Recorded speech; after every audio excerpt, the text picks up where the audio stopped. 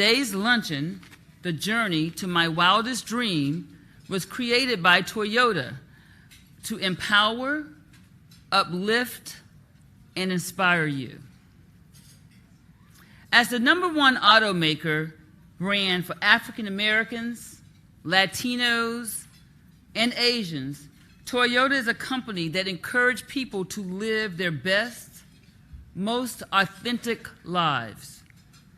Authenticity is key to fulfilling your wildest dream. It is important that we all embrace our greatest aspirations and pursue our passions to the fullest extent.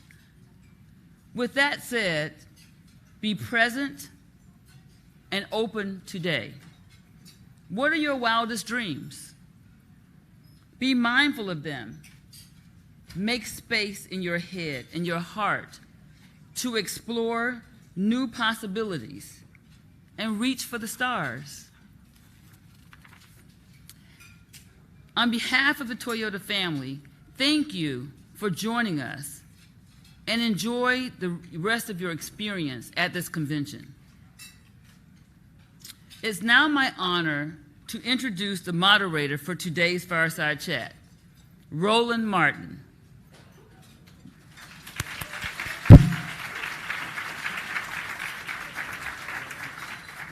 Roland Martin is no stranger to this audience. He's one of the nation's leading and most influential Black voices in our country. You might know him from TV One, CNN, News One Now, Washington Unwatched with Roland S. Martin, hashtag Roland Martin Unfiltered, or his social media. Roland is the consummate professional, well respected for his educated, passionate, and honest approach to journalism. We are thrilled to have him here with us today to lead what will be truly an exciting discussion with our guest of honor, Tamron Hall. With that, I now turn it over to Roland. Thank you. All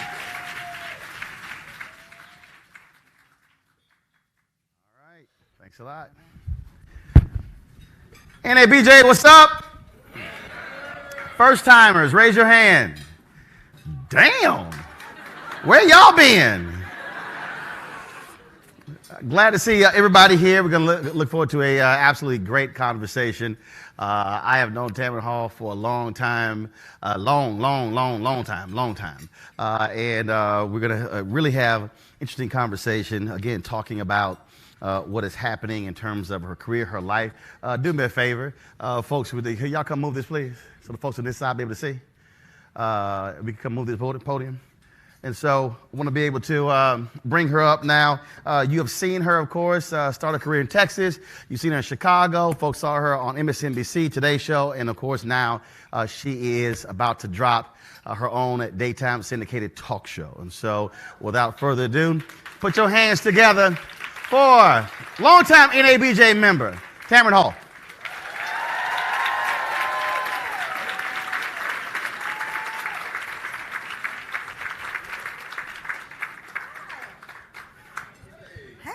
All right, I changed the rules. I got better light here, so I'm going to let you sit here. Oh, thank you. Yeah, I figured you wanted a better seat That's so versus in the dark you. over here. You didn't know the king and queen of Zamunda were coming, did you?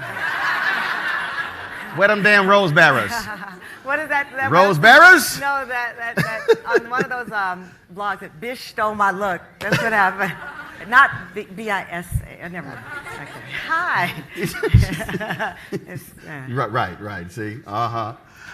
First off, we want to kick this thing off with showing you, again, the taste of Tamron's new daytime talk show.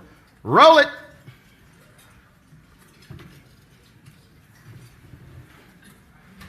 Press play. Ups, the Turn downs. it up. We want to talk about who we are. People are people. They want you to respect them. They want you to be interested in their lives. We have more in common than we have different. And I love what TV can do, the power of sharing your authentic journey. Give me something real, something I can feel. We have a chance to let you know that someone in Illinois is going through the same thing as somebody in Alabama. That's life.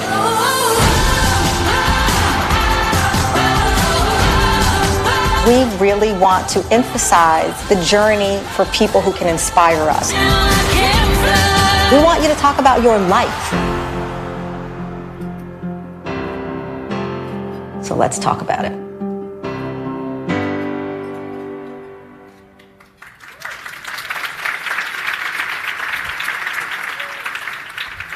All right, let's talk about it. Before we do so, do me a favor. Can y'all open those doors, please? There have been people who wanted to come in here to hear the conversation.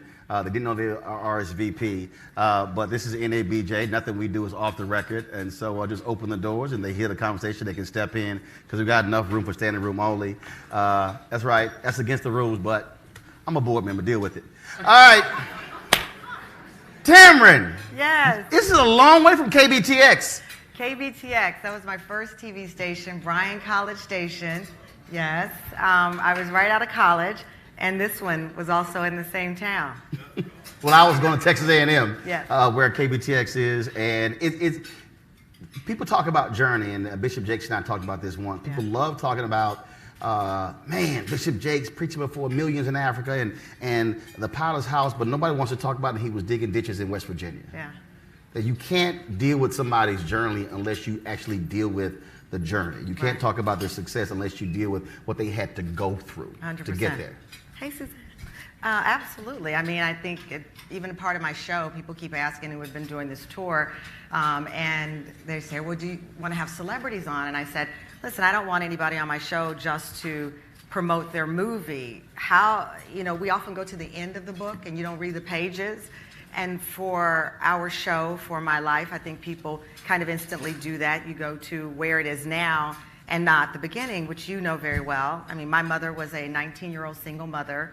My grandfather was the first father that I had, in the sense of someone there in my life. He was a sharecropper with a second-grade education who signed his name with an X because he could not read or write. And that was the first people who brought me home. I was the only child born that day in Luling, Texas.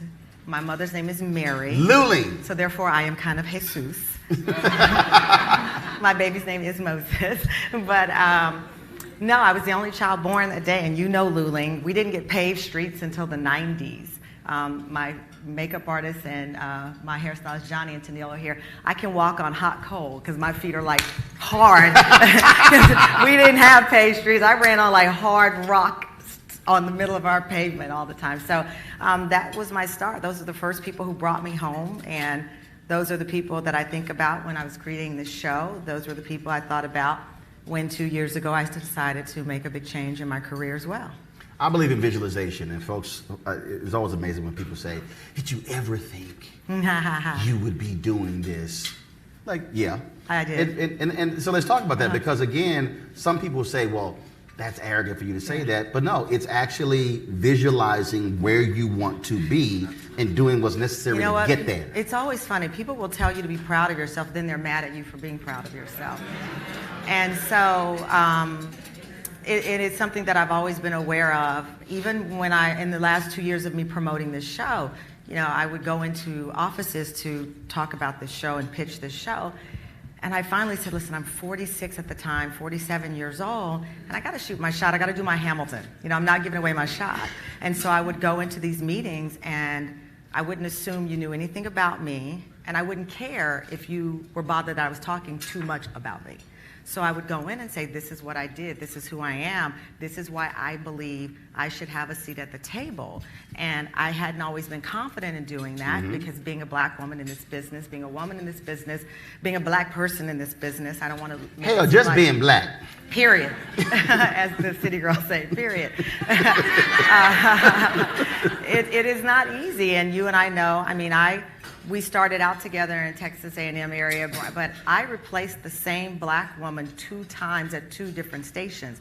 The first time I replaced her, I had no idea. It was at KTVT, Channel 11, Dallas-Fort Worth, which actually now, and I've never told this story publicly, they actually fired me, and now they're carrying my TV show, which is genius. But I never told you I got fired. See, that's where you go. What y'all gonna say now? You flex a little. That's not my nature. Yeah, right. It's not. It is not. Okay. I let people like you do that for me. You know I do it, and I do it for you too. Yeah, he does. He does. I left KTVT, and then I went to WFLD, which is the affiliate in Chicago. And I remember seeing the woman again. We locked eyes, and it makes me emotional. I'm so sorry. This baby hormones, they get me when I tell certain stories. I saw her, and we locked eyes, and she knew she was gone. And I knew I was going to replace her. I cry now at everything. It's so crazy. Don't have a baby. It's a side effect. Thank you, John. But the reality is there are hurtful. other sisters who've had to do the exact same thing. Yeah. And their brothers as well. When we come in, it's like, okay, bullseye, because in many of these places, they don't want more than one or two. And it trains you in many ways to be unintentionally adversarial. I remember at another station I worked at, well, it was at the WFLD station as well. There was an African-American woman who did the mornings, and she, through just the conditioning of how this business can work, instantly thought I was going to replace her. We here we are, and we're friends, but we're not friends, and we all know those relationships because we're both we're ambitious appropriately, right. But we're being put in a situation where we know there's only going to be one of us. Well, she thought it would be me. It turned out they replaced her, and this never happens. They replaced her with a white guy. And that whole 4 years that we knew each other, we never really got to know each other because we were placed in this position to believe that it was like, one of those Thunderdome things that only one of us was going to walk out of there with that job. And when that happens, I think for a lot of people, they don't know how to deal with that. No. I mean, in 2012, I knew for a fact that was a meeting, and in the meeting it said, we need to hire us another Roland Martin. They said, well, we already have one. They said, no, we need to hire us another Roland Martin. So when they hired Van Jones, me and Van talked about this publicly, y'all, and I called Van and said, first of all, they will not have two black men fighting each other. I said, so they're not going to use me in the political season, they're going to use you. I said, but here's the deal. They're throwing you on television and you're unprepared. So I'm gonna help you and train you how to do TV. Wow. I said, they will not have us fighting each other. So I knew the game. So I wasn't tripping on that, but we have to take it upon ourselves not to fall into that trap where we are fighting one another and somebody else is watching it and gaining pleasure. Well, listen, Joy Reid and I have always been very good friends from day one. And when I knew I was going to leave my prior job, I called her first, and I knew she was in the process of going through some changes, all positive, but I knew I could provide her with some information of leverage, and I called her first, and I said, this is what's going down, because I wanted her to be as powerful and as strong as she needed to be for the journey that she's on. But I didn't always know that. When I was, 27, starting out, and there's this other black woman, it's me, I don't know that we're really supposed to be having this meeting off to the side and saying to one another, here's what's happening and here's what's not happening. And I don't think that that is conspiring. I don't think that that is conspiratorial or a secret society of black journalists that are talking to each other. It's just people protecting people who are going through a similar journey. I strongly believe that, we don't talk enough about, listen, Don Lemon and I are on the shadiest text group ever. You don't want, let me tell you, one day I said, Don, I'm just going to publish this to me, I'll be so rich. But it is important to be vulnerable. Jamil Hill, when I left, we had our little secret girl lunch, and we talked, and she said, as black women, we're not allowed to, be weak, especially on air. We have to be strong. Suzanne and I are very, very close, and so we share these honest moments, and that's what I would encourage you to do as well. If there are other people at your job, that are of color, they're going through this similar thing, and that has gotten me through this 2-year break on this journey that I'm on, was finally saying, okay, I don't have to suffer in silence. I don't have to armor up. I can be honest with my brothers and sisters in this business who are going through the same thing, and if I can share, and that's why I came here today. We just got back from we're on a 20-city tour, and we're spending, I haven't seen my child in like 5 or 6 days, which is a long time, and these baby hormones. And so we were just in LA, and I wanted to come here because you are a part of my journey, and I know what it means when I saw Iola Johnson at WFAA, Channel 8, the first black woman to ever anchor the news in Dallas-Fort Worth. In Texas. In Texas, in the whole state. And I remember seeing her, and my dad said, "That can be you." And I'm like, what? You know, and then much later in life, Connie Chung, you know, Ann Curry's a great friend of mine, another woman of color. My dad was like, "That can be you." And I'm like, "Dad, she's Asian." He was like, "You don't get the point, do you?" "This is why you're a C student." I'm like, yes. But that representation matters very much. I met a young girl, we were in LA yesterday. She has autism. And she said to me, "I want to be the first news anchor with autism because I want kids to see me do this." And I'm like, you know what, do it. Do it. And that's important, as you know, and as we grow in our numbers and representation on television. But also having the network even beyond, I think, internally. Because what happens is when we go through what I will call a traumatic experience, the reality is here you were, first black woman, today's show, things going great, ratings are awesome. I mean, people are talking about you, it's all of a sudden, and then your entire world changes. And folks expected you to assume the position of just be happy, go sit down, be happy with what we gave you.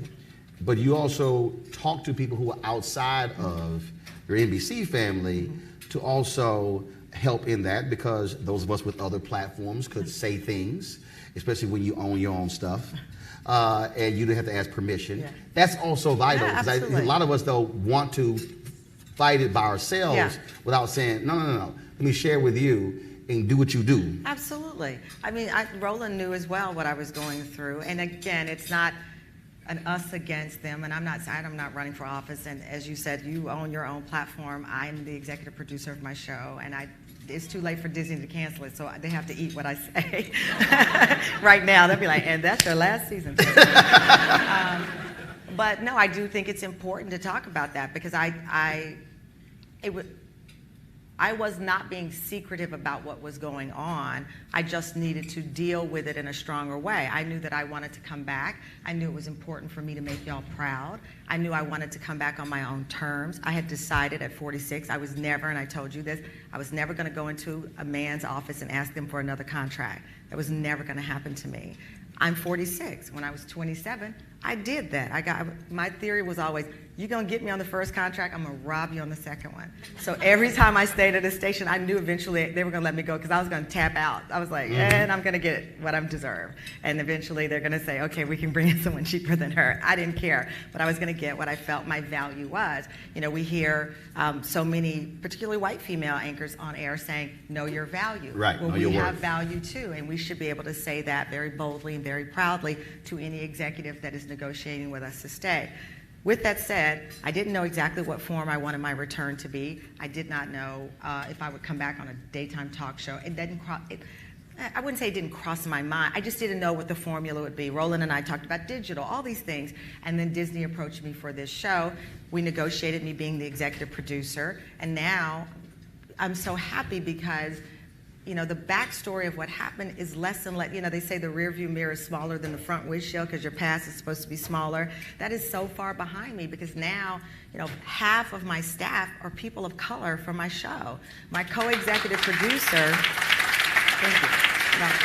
My co-executive producer is Talia Parkinson. She was on the Wendy Williams show for 10 years, and she decided to come over to our show. She is a G, and it's amazing. And we have, you know, our several producers and associate producers. Our creative team right now is working very hard. Half are people of color, and I did not go in and say, okay, let's get the head count, because I know how it felt. When I joined MSNBC, and you know this story, they called me Token Hall. And it pisses me off still, because I wasn't there for that reason. I am so sorry, I'm crying. I swear to God, it's these hormones. But it does piss me off. But I knew I was there because I'd earned that spot. And so I wanted to be able to have a team of people that had earned their stripes. So when I tweeted out that Talia Parkinson was my co-executive producer, I was low-key mad at some of y'all for not retweeting it. Come on. Because guess what? If someone had called out one of the networks for being all white, we would have all chimed in on that. But to elevate Talia Parkinson, one of two black women on daytime television, was a misstep. So I've learned this from Roland. Yes, we can rally and say, where's the diversity? You have, a black agenda show with no black people. And believe me, some of them have done that this week. But when you see like a Roland with his digital platform, you don't have to tweet about me. Y'all did, and you did your thing, and that's why I'm back on TV. But there's so many other. That's why when I go to a station, I follow the anchors that are of color and the white ones, but you know why I'm following you, because we do need to root each other on extra.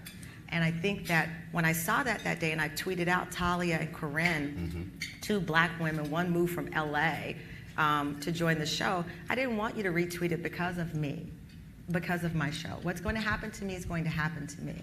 But I did feel that there was a misstep, that we don't elevate each other enough when there is good stuff to celebrate. Because if they see you support Talia, they're going to know how important it is to have another Talia in your newsrooms. But if we just shrug it off and only complain, that's what it will be perceived as. And I'm just being honest with you on that. All right, folks, back to our Roland Martin Unfiltered video in just one moment. Hi, I'm Curtis Harmon of Pieces of a Dream, inviting you to join me and my partner James Lloyd in beautiful Cabo San Lucas for Life Lux Jazz. The dates are November 7th through the 11th, and we'll be in concert with people like Kurt Whalen, Shalea, Donnie McClurkin, Average White Band, and many, many more. So you guys are going to want to save this date because this is going to be a blast. Hope to see you there. God bless. Now back to your Roland Martin Unfiltered video. There's also opportunity. Absolutely. And I think, in 2013, when I got NABJ Journalist of the Year, I made the point. Roland is such a drop. No. Because I've never been named NABJ. Right. You haven't. And I'm okay with it. NABJ. You haven't dropped anything. You haven't dropped anything. But when I stepped there, I said many of us have passed up great opportunities because of the size of the letters on the business card. To your point, when I launched the TV One show, I could not get a single African American who was at a major network to apply to be the executive producer. Wow. And I said, many of y'all been APs for 10 years ain't been promoted. But it was like, but I work at NBC or I work at ABC and CBS. I'm like, yeah, but you ain't been promoted. And so it's a tough call. It's a tough decision to make. Yeah. But it's seizing the opportunity. The reason I'm saying seizing the opportunity, you were in a position where you could have still worked there, taken the salary, but you said, no, I am not being treated well. I know there's something else for me, and I'm leaving. It's not like you were making Matt Lauer money, and because I know there was somebody black in your family going, girl, how you gonna leave that check? What's wrong with you? Somebody black, did you know somebody black said, girl, that's a good check. Listen. Okay, let's be clear here. I did not leave broke. No. But I was going to get what was mine. Right. Don't be mistaken. But somebody black did tell you, what's wrong with you? Listen, here's the deal. I secured the bag and I left. Right. Which allowed you to be able to make that decision. Yes, absolutely. Listen, but I'm being very honest with you as well. I mean, we laugh and joke, and I do feel like I'm with family, and I can tell you, if I don't know your names, and I hope to meet many of you, if that were 10 years prior, I would not have been able to do that. My father had just died. My mother was now depending on me. I had different responsibilities.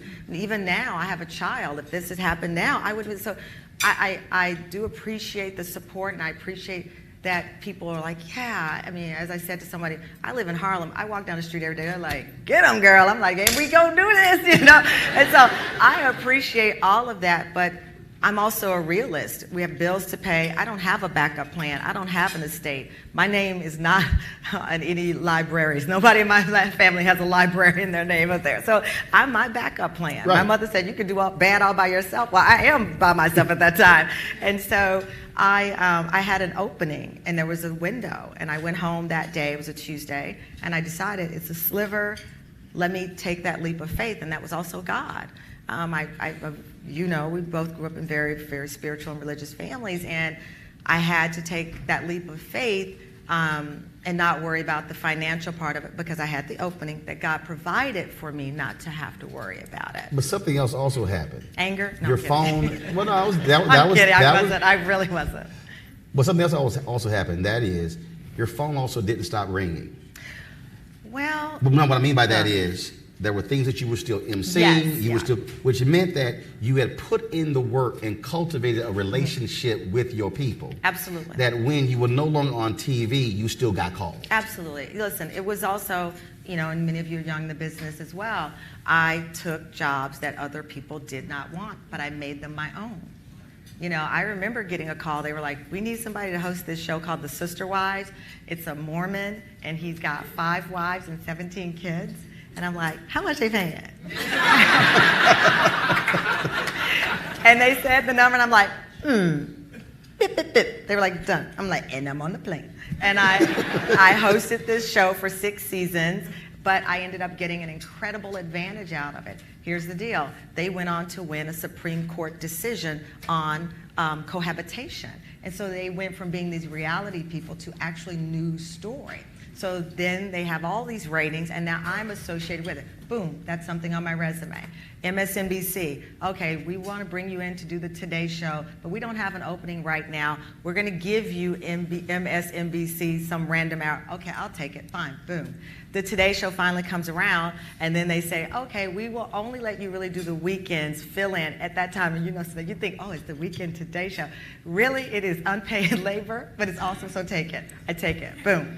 And then Deadline Crime, I'm in a meeting. They wanted me to do something for the OWN network with Oprah, but we weren't sure what it was. They said Deadline Crime, this organic conversation about what happened to my sister. My sister was murdered. I have an interest in talking to people who've gone through this. Boom, we got that. Then there was Bear Grylls, and they're like, okay, Bear Grylls, this guy I don't know from Britain takes people out in the wild. Well, they want you to jump out of plane side. I was like, how much they paying? Oh, I'm in. I was like, am I gonna die? No, you're not gonna die. Boom. Then they're like, Macy's 4th of July parade. I'm like, I like being off on 4th of July. Oh, but how much they paying? I'm like, I want to go to Essence Fest. Essence ain't paying me. They are. Boom. Boom. So now I end up on 4 networks. Somebody gonna make a shirt. How much they paying? And so, all while I hope maintaining my journalistic integrity, because I'm still a journalist, but now I'm in infotainment because there's nothing journalistic about the Macy's 4th of July parade. So I'm not going to pretend there is, but I'm doing it. And so before you know it, here's what I was accumulating. Audiences from all different places that I did not realize. So just as I live in Harlem and women are walking past me saying, do it, now I'm in Oklahoma in the middle of I don't know where woods, and a white woman straight from Central Casting is like, Tamra, I love you, girl. Isn't that funny as hell? I just love you. And I'm like, that's a deep draw. Yeah, and then people are like, did you really go out in the wild? Yes. Did you do this? And so I have this organic following of diverse people that we then transfer in hopes of this show.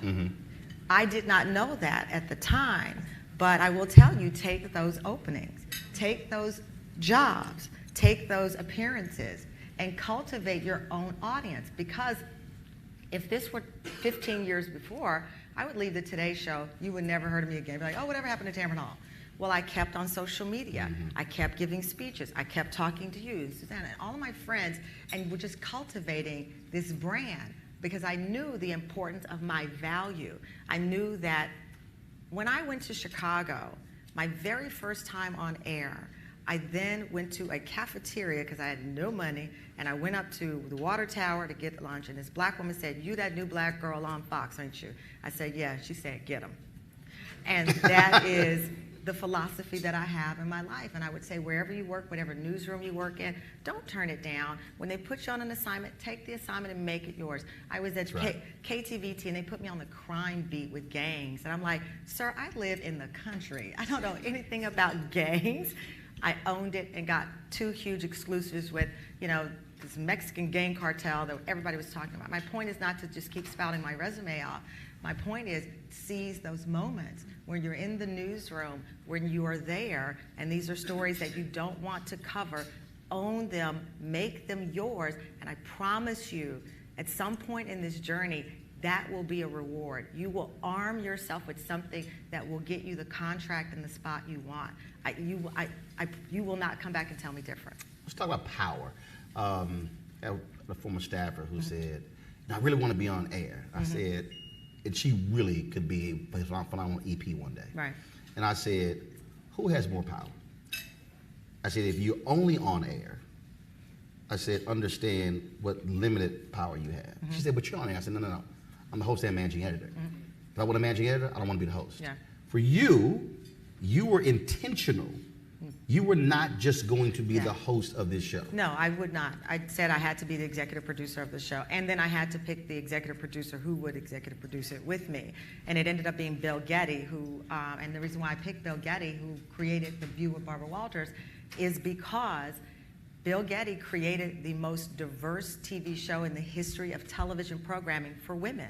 Bill Getty put Star Jones on TV, and then Whoopi Goldberg, and then Sherry Shepherd, and a host of other, Lisa Ling. So Bill Getty saw something, or at least was willing to take his shot, or saw there's money in that diversity, that now 25 years later, people are still copying his show. So Bill Getty was important for me as a component of that. And then when Talia, I'd been courting Talia Parkinson and having lunch with her and saying, I really want you on my team, I really need you on my team. And she decided she wanted a change in her life, and she came on board. But I did feel that it was important, because I know what you're getting at. We've all been in those newsrooms where you're just like, I'm so old. I remember when they used to still report suspects as just being a black male 6'4".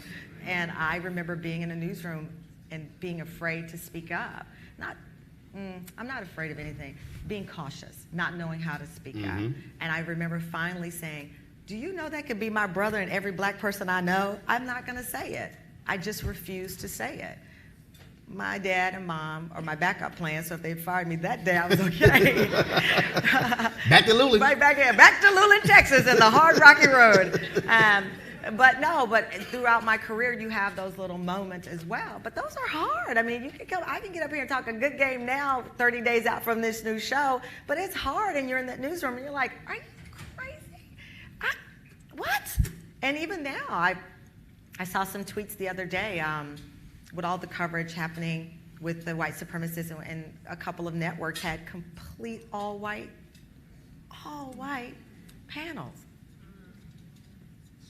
Incredible. Which meant that control room was virtually all white, and that executive suite was all white, which is also why in ABJ, we're putting folks on notice. You will get a phone call, and if you get called out. At some point, the phone calls have to turn into something else, though. Precisely. Yeah. But it's putting a level of pressure. Yeah. And you apply pressure well. Just a little bit. When I talked about the intentionalities, you're being intentional. You also didn't just say we're going to be intentional with top level. That is, you need next generation people. Yeah. So they also, the folks you hire, have to be intentional. That's the only way you change the game. Absolutely. Spike Lee told folks in Hollywood, when the team, he did Malcolm X, and the Teamster said, no. He said, no trucks are moving unless we drive the trucks. Yeah. He said, the fruit of Islam will be here every day until y'all go hire some black people. I'm very lucky. I think that when I went into my partnership with Disney, they really kind of had heard about me, and they knew what my intentions were. And I thought it was very, very important for me to also bring to their attention, and you know this is on, when we talk about equality in the workplace, it is often skewed toward white women. With pay equity is often skewed toward white women. And it was very important to me that I said that to the white women on my staff as well, that look, you guys are talking about how you're being treated in the news business like we are not experiencing these same things. We are being sexually harassed, we are being underpaid, so please don't make this a white woman's problem in the newsroom. It's a woman's problem in the newsroom. And that was important for me when I was putting this staff together. It was also important for me to have a lot of young people. Many of you know I was very, very close to Prince. And Prince used to say he doesn't hang out with anybody over 45. And I was like, that is age discrimination. He's like, but what he meant was he wanted to keep that young energy, that young flow, those young ideas in the system. And that's why if you would see his last band, Third Eye Girl, they were all very young. And so I appreciated that as well, as I am old and being discriminated against somebody my age, but I want to make sure that there's a pipeline on our show as well, that we're not just hiring young people to be the also-rans, that we're not just hiring young people to be the lower level. I want you in there actually in a position that matters. Talk about black love. Explain what it feels like when you walk out in public and you're going through airports and people show you love. Yeah. But black people, it's a different kind of love. You know how I know y'all love me? Because I married a white guy and you still love me. That man over there was like, and scene, I'm not here. I didn't know that. And then she tells me 5 times in the green room, don't be sitting there getting me in trouble, saying stuff, and you over here. No, but that is something I will talk about on my show as well. But no, black love is incredible. It is not lost on me. I have a hard time even looking around the room because I see all of these loving eyes looking back at me, and I don't deserve it because I'm just a person. But it is important to me, and I am going to have to get some alcohol. I am emotional. I feel like I'm with family. You need to get home and see your baby. I know. It's been 5 days. It's been 5 days without little Moses. But no, you guys have, you ladies and gentlemen, I don't like to use, Cicely Tyson said, remember she said, don't you call anybody God. She has a whole rant. You don't ever want to get hemmed up by Cicely Tyson. You do not. God. So you ladies and gentlemen have always been so supportive and rooting for me. And I told my mother one day, I said, they're rooting for me because we want someone to root for us. Yep. We all do. You root for someone because you're like, if I'm down, I want you to root for me too, you know? And so for me, I think that's what it was. But absolutely, it was, listen, the day I made the churn out of my career and I woke up the next morning, I didn't know what to expect. And next thing you're texting me and people are like, you're trending. I'm like, oh my God, I just wanted to sleep in late that day, you know? And it was because of you and because, you know, black women especially say we're not going to watch the show anymore and we're going to support her wherever she goes. And that is a big reason that Disney partnered with me. It is not lost on them that a large swath of the daytime audience are black women. They're not crazy, and they're black women who work hard, and we have income to spend, and so we will buy the Toyotas. You know, thank you.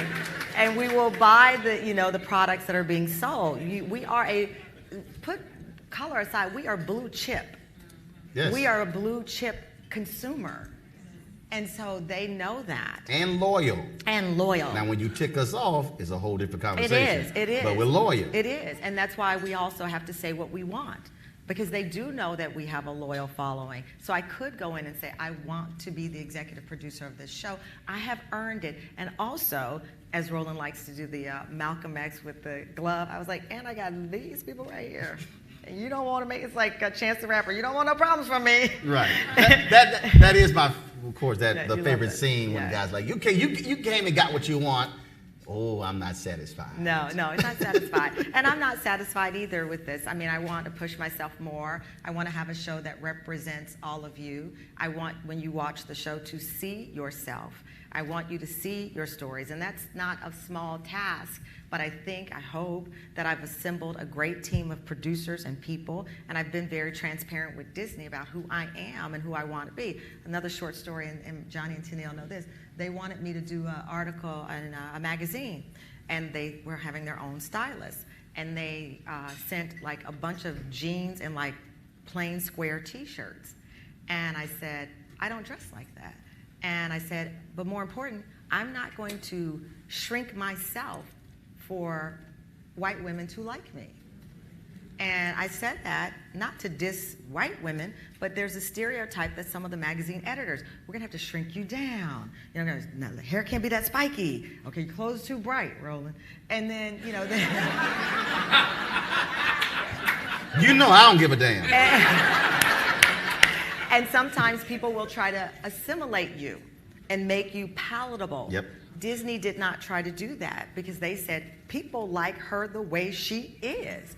Black people like her the way she is. White women like her the way she is. She's aspirational. She's now a 48-year-old mom. She's from a small town. I found the right partners. And that's also a big part of the journey, right. You know, finding the right networks, the right newsrooms, because obviously all white news directors are not bad. They're not going to all shuffle you out the door like I was. But I wasn't shuffled out the door. I left. That's a joke. When you show people who you are, they're either going to take you or leave you. Right. And if they leave you, you'll find somewhere else. we were in ABJ, we had a meeting with ABC News, and they were like, diversity is really important. I'm like, yeah, especially the Black Panther made $1.1 billion for y'all. Yeah, they looked at me, I was like, well, look, listen, but it caused folks to say. I call BS on it because Waiting to Exhale was a blockbuster, and we never saw that again. Right, but first of all, we have to demand it and create it. You had every 10 years of romantic comedy. What happened there was, what I'm saying is, when someone tells me diversity matters, I'm like, yes. I'm going to point how you made so much money and to go, and now let's what see else? it in other parts of the company. Exactly, and that's the important follow-up to it as well.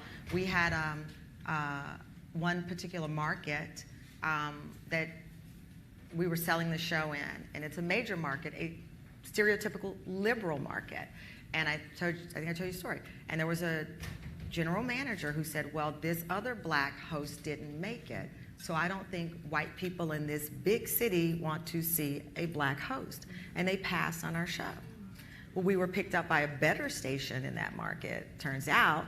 But, even, and I said to the team at that time, I said, well, so then does that mean if a white show fails, we will never see white people on TV again? That is ridiculous. Because Jennifer Aniston been in 10 romantic comedies, they all suck. Is she going to get another one? So even I'm saying that, I ain't got a problem saying it. No. Because to that point, you mentioned Waiting to Exhale. Yeah. When Just Right came out, it didn't make enough money, a certain amount of money, and literally every romantic comedy that involved black people that was in the pipeline got stopped because of that one movie. So, and what I think is the point is, even though you find a Black Panther that makes huge success, don't just rely on that, though, as the template, because not everybody appreciates that money. They find ways to say, well, yeah, it did well, but that was a unicorn, or that did well, and that's an anomaly. So there are many fronts at which you're going to face questions about your value. None of it is valuable. It means nothing. Let's talk about how much fun you're now having because you get to actually create something and you're not asking somebody's permission. And you get to listen, I'm asking permission still. I have partners. Right, but I'm saying that, but you get to, not permission. You're now really you're not just on this side. Right. You get to be a part of the creative process and shaping and molding. Absolutely. You know what? And that's important again with, and it's funny, Disney, because they did Black Panther, so maybe they are onto something with my show. But it's also speaking up. The other day we were at a photo shoot with Talia, myself, and Bill Getty. The photographer, unbeknownst to him, had Bill Getty sit down and me and Talia stand up. And Bill was like this, and Talia and I are like this, and I said, we're not going to have the two black women standing and the white guy sitting like Tony, Orlando, and Don. You go there. I was like, no. Right. And he didn't Half even of the know. room said, I know. You got to Google it. And Don. I actually said something worse, but I won't tell you what I said. But the guy said, oh my gosh, I'm so sorry. And he then had Bill, me, and Talia, and if you go on my social media, you see a picture with partners. We're locked arms. We're all smiling. He is not sitting there in a power pose. Like he's the king and y'all. And poor Bill was like, what just happened? I don't know. He like hit a Mack truck. But those are the kind of victories that I'm able to take and able to speak up because those visuals matter as well. Oh boy, question time. I was trying to run out here before y'all get. No. That's going to be questions. Yeah. All right, so they initially had some rules where they're going to have mic runners. Okay. But no, that's not going to happen because, folks want to give a sermonette and then we'll be here all day. So I got the microphone, so here's the deal. We got rules, okay? First of all, I don't need you holding the microphone. I got it. Okay. I don't need you holding see, you can't run everything, Tamron. All right, so I got rules. I don't need you grabbing the microphone. Keep your hands to your side, or you grab the microphone and hit your hand. All right, so we're going to start on this side of the room, center, and other side, and I'm going to come back. So got a question over here. Stand up. Where are you? Anybody got a question? Come on, stand up. All right. Name, where you're from, then your question. Oh, my God. All right, folks, back to our Roland Martin Unfiltered video in just one moment. All right, folks, you've heard me talk a lot about marijuanastock.org. Why? Because I want to keep you informed of investment opportunities that make sense. We've all watched the growth of the cannabis industry. A recent report by New Frontier Data estimates the global cannabis market at more than $340 billion. We know that marijuana legalization is sweeping the country state by state. We also know that marijuana has a good cousin, the hemp plant, with a much higher concentration of CBD. That means hemp gives you all of the medical benefits of marijuana without getting you high. Until recently, hemp farming was practically illegal in the United States and heavily regulated by the DEA. However, the 2018 Farm Bill changed all of that, making it legal to grow hemp CBD in the U.S. and creating one of the largest commodities worldwide. Folks, they need land to grow all of the plants. This is not rocket science. It's real simple. It's an incredible investment opportunity, and that's where our friends at 420 Real Estate come in. Their business model is simple. They buy land that supports hemp CBD grow operations and lease it to licensed, high-paying tenants. That's right, they are hemp CBD landlords, and you can get in on the action. My friends at 420 Real Estate decided to do something special for the Roland Martin Unfiltered fan base. Originally, the minimum investment level was $500. Right now, you can invest in this crowdfunding campaign for as little as $200. That's right, anywhere from $200 up to $10,000. Let me recap. This is a $340 billion industry that is still growing. And you can participate with as little as $200. To invest, go to marijuanastock.org. That's marijuanastock.org. Get in the game and get in the game now. Now back to your Roland Martin Unfiltered video. Come on, old school Phil Donahue. My hands are right here. Put them behind your back. Assume the position. There you go. Go ahead. Hi, Tamron. I'm Jessica Larche. I'm at the CBS affiliate in Norfolk, Virginia, and we are running your show. Yay, so excited.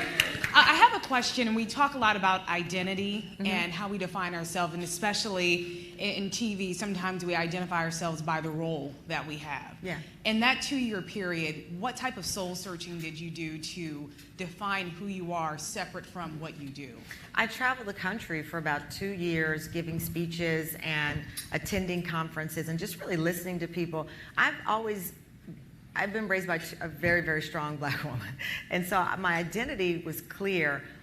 My job and how I would mesh who I am in my heart with what I was doing in a career wasn't always clear. So those 2 years, I kind of got back to my reporter roots, which is also going back to what Disney saw as a value in me. I've been in local news for 20 years. I was in, Chicago for 10, 4 in Dallas, so it's almost 15 years of local news. And so I really just wanted to get back to talking to people and reminding myself of why I came to do this job, which is I love people, I love reporting, I love being a journalist. So that was the soul searching. In the process, obviously I was trying to have a baby, I had gotten married, and all those things were happening as well. But for me, professionally, it was important to get back to the roots of me being a local reporter, because above all else, I know there are a lot of people who want to be on air and they want to be pundits, and your local news roots, if you're in local news in this room, are invaluable at any level of this game of journalism that we're in. Question? Yes, ma'am. Hi, I'm Kirsten. I'm in Sacramento. Hi, Kirsten. Starting off in my career, I think in the smaller markets, us black girls and probably the black guys too, we would all get together and be friends, and there wasn't that competition. Yeah. The further I go in my career, and the bigger the market, I'm not finding that camaraderie. I find the adversarial relationship with other black women where it's like we have to compete for the job. When you recognize that is what's going on, what's your tips for addressing that so that we can try to build that camaraderie? Girl, can we have a drink? That's what Please, you girl, say. have- No, I'm saying that's what you say to them. Oh, Can we have a drink? there we go. Let's talk. Blame it And on then- the No, Go ahead, you say, can we have coffee? Can we have a drink? And then just what Joy Reid and I did. We just started talking. And as I said, Joy and I had always been very close, but we were always not really talking about work. And then I started to say, this is how I'm feeling. And she started to say, when I called Jamil Hill, I didn't know Jamil. I DM'd her. I think we were DMing each other or something. And then I said, you're going to be in New York. Let's have drinks. Kari, I was in LA. She saw on Twitter, on Instagram, I was in LA. She was like, you're in LA, let's have a drink. So that's kind of how those relationships, but yeah, it's the same with anything else. The minute you talk to someone, I tell people, once you rip off the mask, they rip off the mask, and you can actually have a conversation. That applies in any part of your life. And that was I wish I had known that at 27, because that would have made the journey in this business a lot easier, because there were times I did feel alone. And when I left that day at the old show that I was on, I remember telling Roland and some other people, I said, I have to leave because I don't want the young women who are journalists to look and say, if it can happen to Tamron Hall, I don't stand a chance. And that's why I left. And I told all of them that day, I said, I can't live with myself. If they see me eat this, what will I do?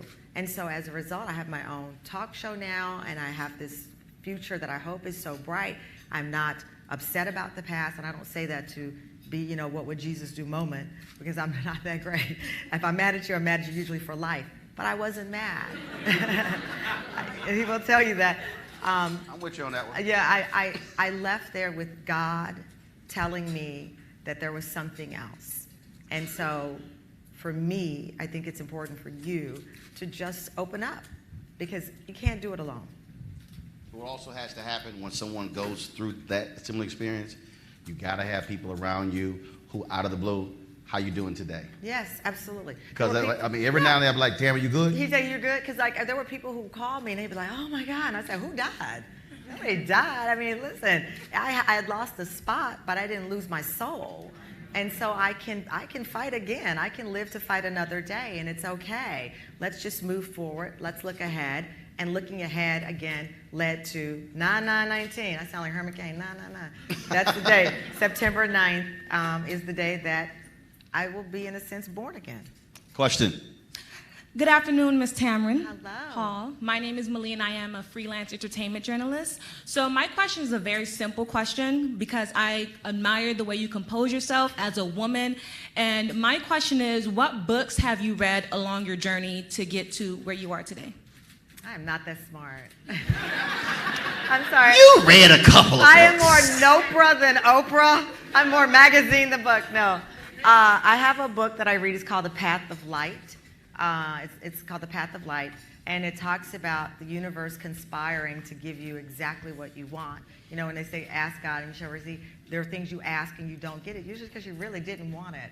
But the universe will conspire. And it also talks about, and this is one of the things that I've shared, when there's no title beneath your name on your card, are you still you? And I decided some years ago, I got this book when I was 18, and I'd read it every time, you know, it sits on the nightstand of my bed right now. But when I was 46, I decided that I would implement what I had been reading in that book. And I'm me, no matter what the card says beneath it. I think about the actor from The Cosby Show. Remember, he was at the Home Depot, and the woman took the picture, and everyone was like, oh, and he said, I'm making a living, and I'm okay. And that's the sensation I had that day. When the next chapter of my life was to start, I was going to be okay, whether it said reporter, anchor, whether it said back to KTVT, any of that. I was going to be able to live with myself. But the book is called The Path of Light. Here we go. I think I'm going to hold on to the chair. Hi, Tamron. I'm Keisha Lopez. I'm the weekend anchor, reporter, producer for KWTX. And I'm just curious. I know you said you've had between 15 and 20 years in local news. How long were you, like what was the longest stint that you had in local news, and at what point did you decide it was time to move on? I have been fired from every job. Absolutely. And here's why. When I got fired at WFLD, I told a producer that I was being interviewed by NBC. The producer I thought was a friend, who then told the general manager, who then came to me and said, you must sign a new contract today or we're going to let you go. You have to stay here. And I said, I'm out of here. And I left. And so technically, I guess I quit, I don't know, but it didn't end well. The same thing happened at KTVT. I'd been there for 4 years, and they were like, okay, we want you to sign this contract. And I said, well, I think I've been offered a job in San Francisco and Miami and Chicago. Steve Pickett, my darling friend that we know, Steve said, take the job in Chicago. Chicago will have your back forever. And I decided I was going to maybe take the job. I went in to talk to the news director thinking that, you know, I'm just going to have a heart-to-heart. And they were like, sign the contract or, you know, it's done. I said, okay. And I left and went to Chicago. But Chicago was for 10 years. And I had been at NBC for 10 years. And right after I left, I ran into Lawrence Fishburne, and whom I don't know only from, you know, Lawrence Fishburne, the famous Lawrence. I don't know him as a friend. I have no idea how I ended up crying on his shoulder, and we're at this event. And I get this point, because I'm just getting advice from everybody. That was pre-baby. You were crying then. I'm just, no, not like that. I was just asking anybody for advice. I truly was. I was like, give me some insight. How did you make it through? And I wasn't ashamed, because I was embarrassed that I had lost my position, but I was okay, but I needed advice. And Lawrence Fishburne said to me, how long have you been there? And I said, 10 years. He said, that's time. He said it was time. You're either going to move on to the next thing, or you're going to find a way to make where you are the best possible. It's you know, the math is there. Usually when you're on air, you know, you can get pigeonholed. People will see you as just a reporter when you want to do this, or just entertainment when you want to do that. And so you have to be careful of that, particularly when there are news directors who see us as a monolith, who see us as a number. You've got to make sure you're always marketing yourself for exactly what you want. And it's okay, by the way, to stay in local news for 25 years if that is what you want to do, but get the maximum of it that you want out of it. Because I didn't know I wanted to go to national. That was something that happened. But I would have been just A-okay in Chicago with a great life and a great newscast in really cold winters. Sorry. I remember Monique had her show on BET. She said, you say stuff on TV, I'm afraid you're going to get fired. I said, Monique, I start every job with the premise, I'm going to get fired anyway. Yeah. So just do what you got to do while you're there and move the hell on when it's time to go. Question. Tamron, my name is Jody Kenny, and I'm a news anchor for Spectrum News in upstate New York, and I'm a veteran journalist. I've been doing this for over 25 years, and I now have branched into podcasting as well. I do a podcast called Success with Jody Kenny, and I talk with people about their journey to success. So I'm very fascinated with you. And I want to get your advice on how women can continue to pivot and what steps we should take to remain relevant as we mature in our careers. It's a tough one. Ann Curry and I have talked about this a lot. I mean, Ann Curry and I probably stayed relevant because people were upset with what happened to us. And we both, though, had done multiple types of jobs. Remember it now, Ann Curry was on Dateline. Remember what I said, take the gig. Ann Curry's on Dateline, then she's doing this. So we had a unique opportunity to take these different jobs. I do think the social media platform clearly is a game changer. Having a podcast is a game changer. In this business, especially on air, you're either going to quit them or they're going to quit you. That is just it. Very rarely do you see, I hope there comes a time where we can turn on the air and see a newswoman on for 40 years. It doesn't happen often. Doesn't mean it can't, but it hasn't. It's on the NBC affiliate in New York. She was on for a very long time. Sue Simmons. Sue Simmons? I mean, Sue Simmons is amazing. And she was probably the longest running that I'd ever seen. So for me personally, I concluded you either quit them or they're going to quit you at some point. But I think that right now, especially the power of Black Twitter, the power of Black podcasts, we have an opportunity to have our voices heard in such an important way in digital. And as Roland has pointed out, you can own it. Do I have a perfect answer? I do not. I cannot give you a tidy answer, and I wish I could come up with some great Maya Angelou quote. But what I can tell you is through experience in this last 2 years, people want to read our stories. They want our perspective in this journey as female journalists, as Black journalists. And I think these podcasts, I think keeping current with blogs, we are underestimating how much people want to hear our voices digitally. They just don't want to have us clap back on Twitter. I would dare say, while you have your primary, create your secondary, which 100%. Is your passion, and your secondary may one day equal your primary, and then you have a choice to make. Bill Douglas is here. He worked at McClatchy. He had a hockey blog, and then all of a sudden the NHL said, we want to hire you. And now he's licensing his blog to NHL, and he left McClatchy. Even when you look at some of the, I remember being on the Today Show and wondering, like, why are all of the YouTubers that were coming on like young white guys? And I'm like, that's interesting. Are we not? And I'm not technologically savvy in that way with the YouTube channels, but I figure, if Logan Paul or whatever can have 90 million, is that his name, right? Logan Paul? About 30 million, making 15 million a year. Then why can't, the counter to him representing a diverse voice have that? So I think that for me, just on the outside looking in and even booking my show now, we're in the process of booking the show and we start our rehearsals in August, that's been something I've pushed my team, like, Who is the relevant black blogger out there? Who is the podcast voice that people are gravitating around? You know, there was that crime series called Serial that everyone, you know, there've been like 4 or 5 from a white point of view of those.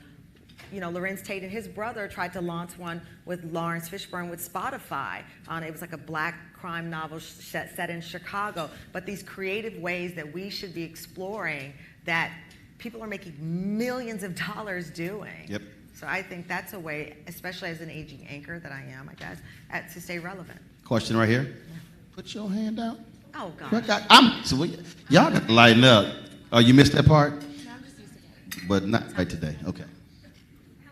Casey Jones. I am a reporter in Rochester, New York. First of all, thank you so much for sharing your journey. Absolutely. It means so much to hear it. And it sounds like you've been through a lot to get to where you are. We all have. Everybody in this room, you are black, you've been through a lot. Of course. So what advice do you give as you know, as you're on your journey, going through a lot? Yeah. How do you stay focused, stay positive, keep visualizing yourself living your wildest dreams, despite every challenge that's being thrown at you? Because I know nothing is perfect. I'm not seeking perfection. I know it's not. I know that I may leave here in a minute and be in the corner crying my eyes out because something didn't go the way it was supposed to. I'm not trying to pretend that it's perfect, and I'm not going to sell you. You know, I could come up with some really great quotes and come in here and just start dropping them, be writing them down all day. Tamron Hall once said, "That's not who I am." I remember there was a blog, and very few things get under my skin, but there was an article in a black female blog. It really hurt me. It was a couple of years ago. I did an interview, and they said something about, you know, when young black girls come in and talk to me about how hard it is being black, and I said, I turn them around and I say, come back, let's not talk about that. I want to know who you are and what you want to do. Because I know the roadblocks in front of you, but if we keep looking at the bump, we will never see the road. And I don't want you just to see the road, I want you to own the road. And there were several black bloggers who then said, Tamron Hall says she just turned people around. I'm like, look, dummy, obviously you know that I did not. I bet you tweeted that too. Look, dummy. I said it to you, and I just flipped up and said it out loud. But I'm thinking, you know very well that I'm not going to turn around a young black woman and say, go back out. It's a figure of speech. What I meant by that was, I don't want to hold you back. I know the bumps. We know the bumps. And we can sit here all day, and I can name every network and name something that happened to someone that looks like you and me there. But I want you not just to be on the road, I want you to own the road.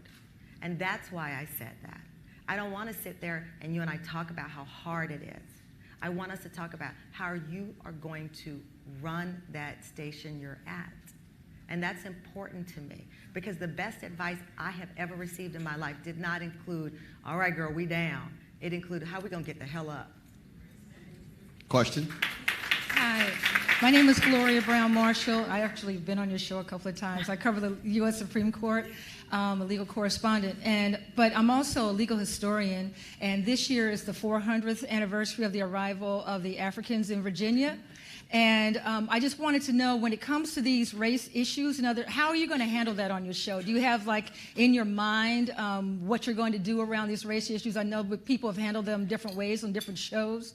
But I also want to ask, can you do something around the 400th on your show? You know, first of all, I don't know if I can do something on the show about it, not because it's not interesting and not compelling.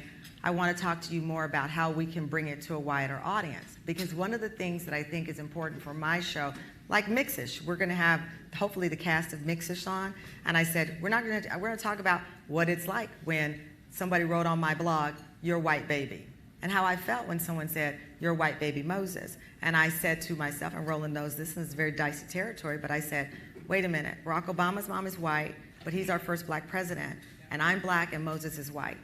Help me understand that. And so I'm willing to go out on a limb and talk about anything as it relates to race, because that's my journey, and Disney has not in one way, shape, or form said you can't do that. I do also believe what William Barber, the famous minister that I love and we love so much, said, if we tell our children that this is the worst that we've seen, we're doing a disservice to our children. Because we did watch, as black people, on television, while it wasn't live, it was taped, and our families watched, sprayed with water hoses, beaten. We watched Eric Garner killed on tape. So I don't shy away from talking about anything as it relates to our journey, because I do ultimately want the white woman in Iowa to cry for Tamir Rice just like we did. And I think with my voice and my platform, I can say, listen, you should be as outraged about Tamir as I am, no matter the color of your skin.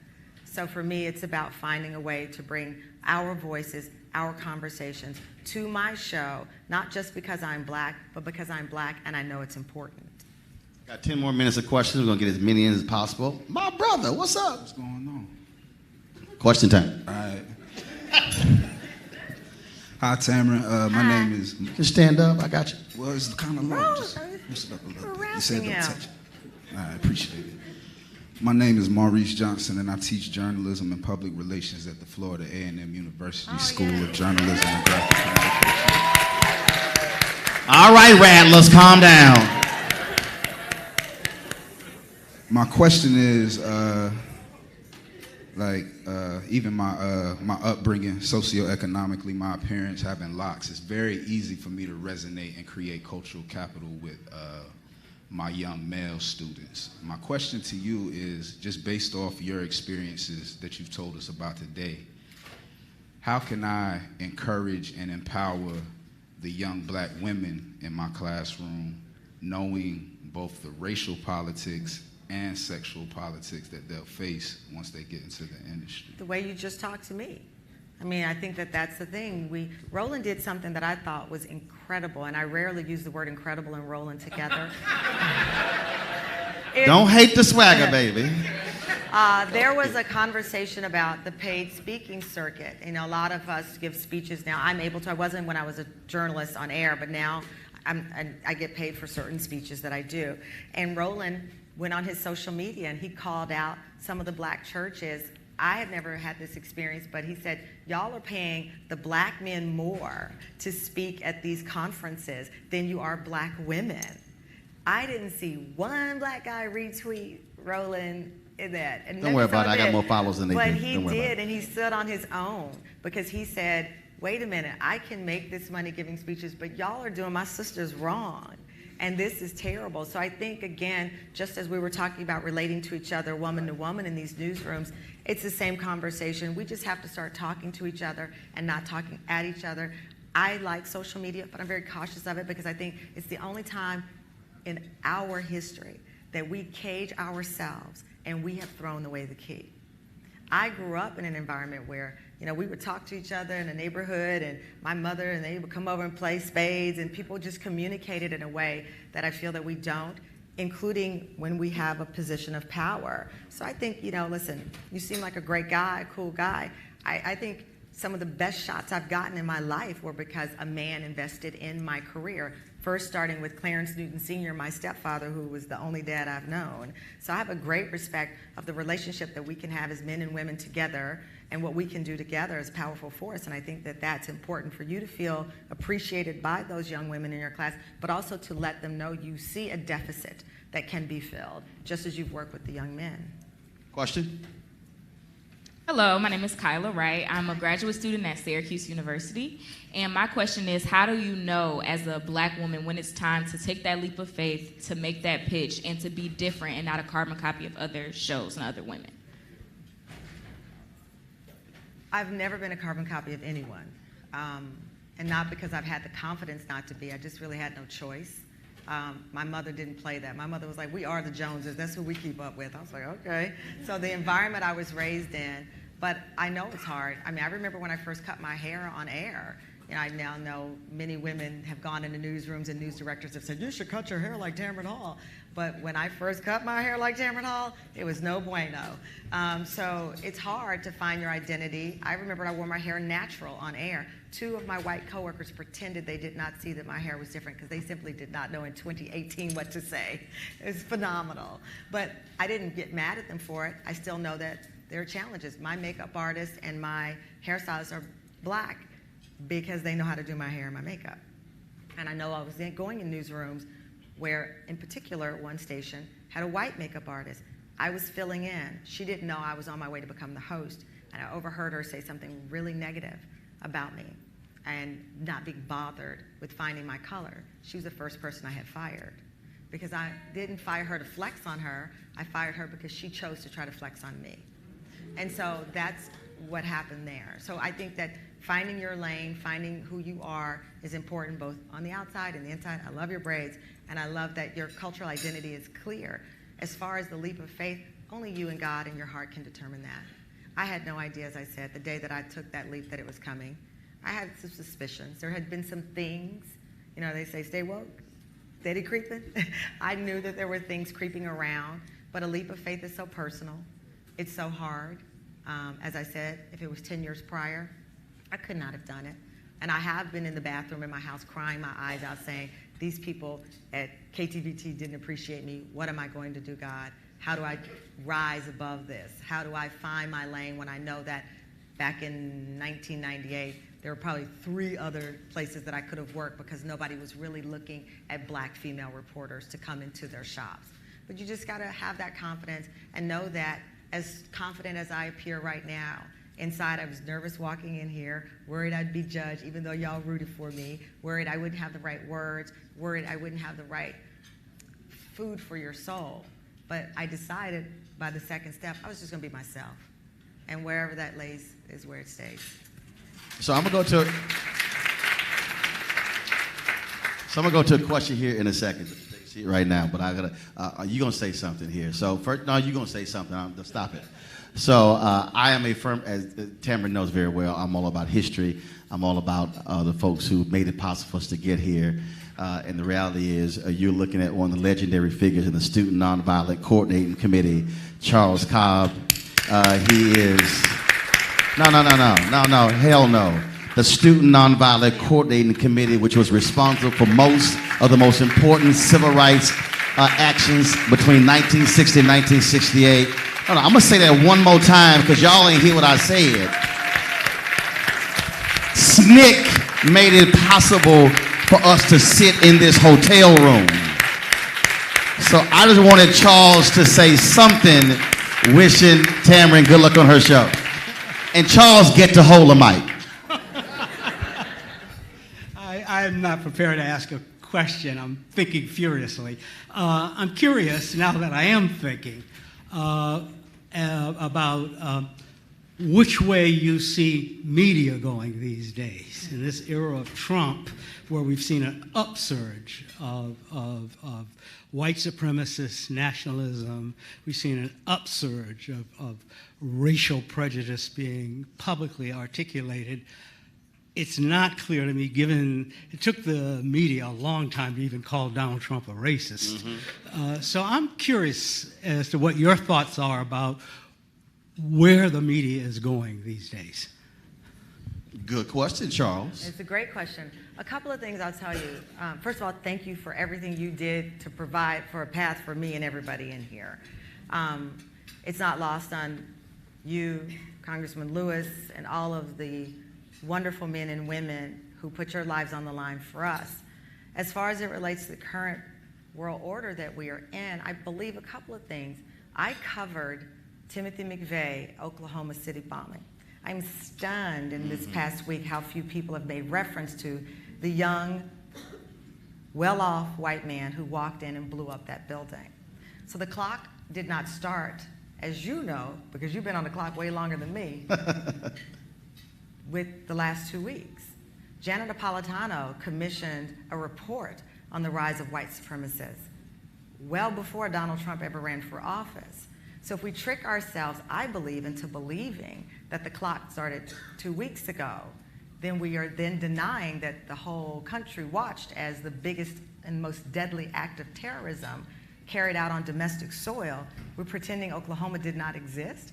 Timothy McVeigh did a legendary interview where he said of the children, many of them were brown, they were just collateral damage. So for me, the clock doesn't start yesterday. And it's clear that many people haven't heard the message that the media is not run by black people, not mainstream media. So why are we having these conversations with so few of color anchors? And I mean Latino brothers and sisters as well. So the solution is not in my words. The solutions are in the actions that we demand of them. That's how I see it. And we're 24 years away from America being a nation majority of people of color.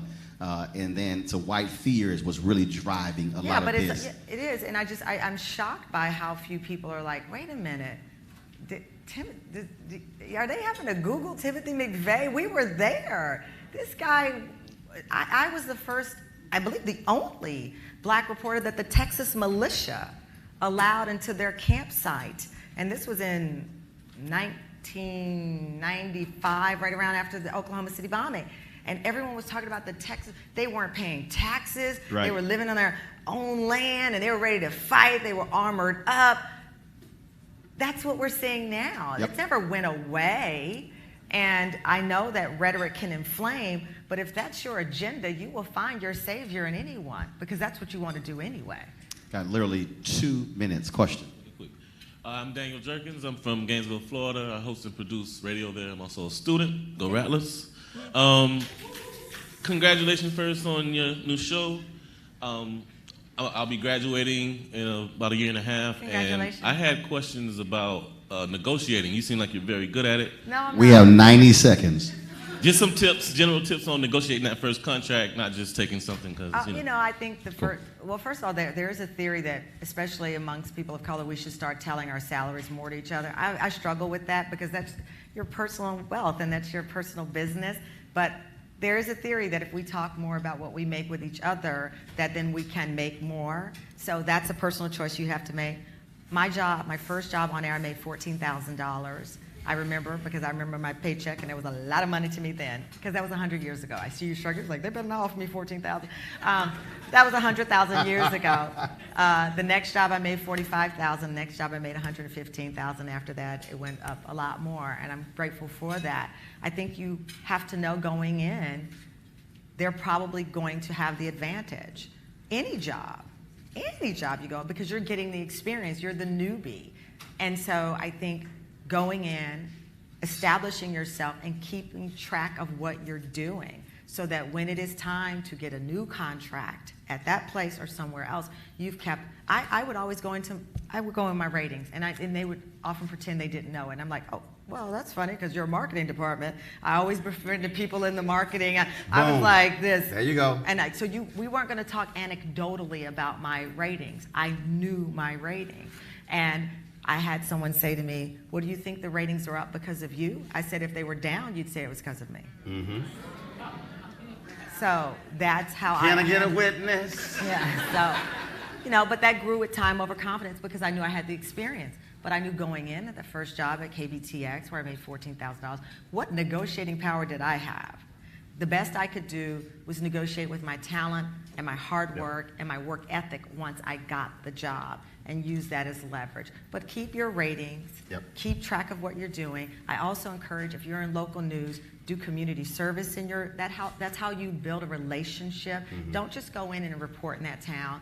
Become a part of it. Meals on Wheels, whatever it is. If there's a domestic violence shelter, something that is a passion, because that also makes you valuable to that town you're reporting in. And that gives you leverage when you go in and you say, I have been actively involved with this organization. Take the speeches when they ask you to host events, because they will come to you and say, hey, we have the NAACP thing happening now. You say, yes, I'm doing it, A, because it's my responsibility, B, it's my community, but also it's going to give me leverage to show that I'm not just checking in and checking out. I'm a part of this community, and that's what you're supposed to be compensating me for. I'm ingrained in this community as a journalist and as a citizen of this community. But please make sure you do your community service work. Just don't be the reporter or anchor there. Get involved in something in that town that you're in tomorrow. Find someone and call them, be like, hey, I had heard about you guys doing something at the Y with kids. Let me show up. You look at my resume, every town I was in, including KBTX when I left, they declared a Tamron Hall Day, because I was in there for a whole 6 months. They declared a Tamron Hall Day. I have the plaque in my office because I had done so much community service in that town. And it's also good for your soul. You said it real quick, though, but a lot of journalists don't do this. They don't talk to other departments in the building. Because you can get information about your bosses and your job from other folks. Yeah, befriend the people in, the human resource, find that one person, like, girl, what happened? Anybody, right. Anybody black else in the building. What you do? Yeah, I need to holler at you. Not just, but build relationships. And don't, you don't have to assimilate, but you don't also have to isolate yourself. And that's important as well. And the leverage piece is obviously critically important because, again, when they can put you in a very small box, and then when they have no idea. I remember when we signed with CNN, they were like, we don't know what you're getting paid on Tom Joyner, what you're getting paid over here. And then that's why it was like, yes, we can do a contributing deal that's going to be about knowing $250,000. your worth is not limited to one gender, one race. It's our journey too. We can talk about it all day long, but when you go in there to negotiate, I don't care if your news director is black. I don't care the background of that person. You walk in armored up with your resume, with who you are, what you've done, and your value. September 9th, 2019, Tamron Hall debuts across the country. NABJ, put your hands together for Luling, Texas' own Tamron Hall. Thank you. Thank you.